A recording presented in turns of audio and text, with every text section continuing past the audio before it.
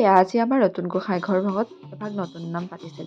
বৰ বেছি মানুহ মাতা নাছিলে, মায়ে লগৰখিনিৰ সৈতে বৰ ধুনীয়াকৈ পাতিলে। খুব বেছি ভাল লাগে নহয়নে? কিবা এটা পবিত্ৰ পবিত্ৰ লাগে। আৰু এয়া চাওকচোন, দেৱালীৰ দিনত লাইট লগাইছিলোঁ যে সেইখিনি আছে, মায়ে বোলে বহুত দিনলৈকে লগাব।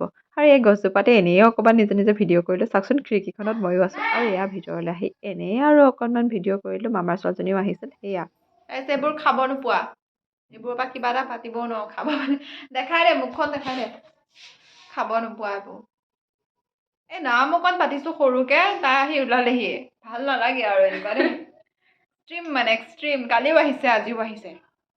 ডিছলাইক মাৰিব এইকাৰণে। ইনষ্টাগ্ৰাম আইডিটো কৈ দে। ফ'ল' কৰিব গাইজ প্লিজ ফ'ল' মি। কৈ দিয়া না গাইজ মোক লাইক মাৰিয়ে থাকে তাই, গম পাইছে?